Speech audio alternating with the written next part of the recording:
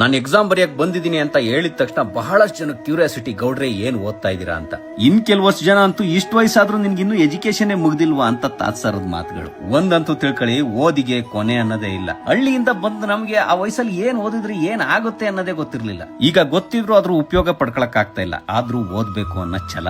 ಎಷ್ಟೋ ಜನ 30, 40, 50 ಆಗ್ತಿದ್ದಂಗೆ ನಾವೇನ್ ಕಾಲೇಜ್ಗೆ ಹೋಗಿ ಓದಕ್ಕಾಗತ್ತಾ, ಬಿಡಿ ನಮ್ ಕತೆ ಮುಗೀತು ಅಂತ ಸುಮ್ಮನಾಗ್ಬಿಡ್ತಾರೆ. ಆ ಗುಂಪಿನಲ್ಲಿ ನಾನು ಇದ್ದೆ. ಒಂದಿನ ನಮ್ ಯೋಗಿ ಕರ್ನಾಟಕ ಸ್ಟೇಟ್ ಓಪನ್ ಯೂನಿವರ್ಸಿಟಿಲಿ ಎಕ್ಸಾಮ್ ಬರೀತಿರೋ ವಿಷಯ ನನಗೆ ಗೊತ್ತಾಯ್ತು. ಅಣ್ಣ, ಈ ಕಡೆ ಕೆಲಸನೂ ಮಾಡ್ಕೊಂಡು ಕಾಲೇಜ್ಗೂ ಹೋಗ್ದಂಗೆ ಮನೇಲೆ ಕುತ್ಕೊಂಡು ಓದ್ಕೊಂಡು ನಿಮ್ ಡಿಗ್ರಿ ಕಂಪ್ಲೀಟ್ ಮಾಡ್ಕೊಳ್ಳೋದಾಗಿರ್ಲಿ, ಮಾಸ್ಟರ್ಸ್ ಕಂಪ್ಲೀಟ್ ಮಾಡ್ಕೊಳ್ಳೋದಾಗಿರ್ಲಿ ಎಲ್ಲಾ ಮಾಡ್ಬೋದು ಅಣ್ಣ. ಸರ್ಕಾರದಿಂದ ನಮ್ಗೆ ಸಿಕ್ಕಾಪಟ್ಟೆ ವ್ಯವಸ್ಥೆ ಇದೆ, ನಮ್ಗೆ ಯಾರಿಗೂ ಗೊತ್ತಿಲ್ಲ ಅಷ್ಟೇ ಅಂತ ನನಗೆ ಹೇಳ್ಕೊಟ್ರು.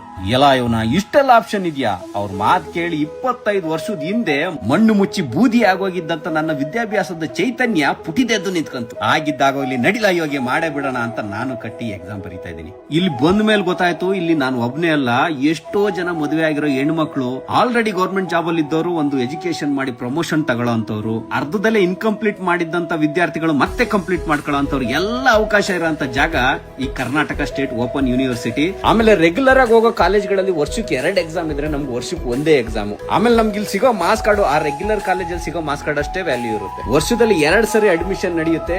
ಈಗ ಜೂನ್ ಜುಲೈಗೆ ಒಂದು ಅಡ್ಮಿಷನ್ ಇದೆ ಅನ್ಸುತ್ತೆ. ಈ ತಿಂಗಳು ಮುಗಿದ ಮೇಲೆ ಡೈರೆಕ್ಟ್ ಆಗಿ ಬ್ರಾಂಚ್ ನ ವಿಸಿಟ್ ಮಾಡಿ ಇನ್ಫಾರ್ಮೇಶನ್ ಕಲೆಕ್ಟ್ ಮಾಡ್ಕೊಳ್ಳಿ. ನೆನ್ಪಿಟ್ಕೊಳ್ಳಿ, ನಿಂತ ನೀರಾಗ್ಬೇಡಿ. ಜ್ಞಾನಕ್ಕೆ ಅಂತ ಇನ್ವೆಸ್ಟ್ ಮಾಡಿದ್ದು ಯಾವತ್ತೂ ವೇಸ್ಟ್ ಆಗಲ್ಲ. ನೆನ್ನೆ ಅನ್ನೋದಾಗ್ಲೇ ಮುಗಿದೋಯ್ತು. ಇವತ್ತಿಂದ ಹೊಸ ಹೆಜ್ಜೆ ಇಡಿ.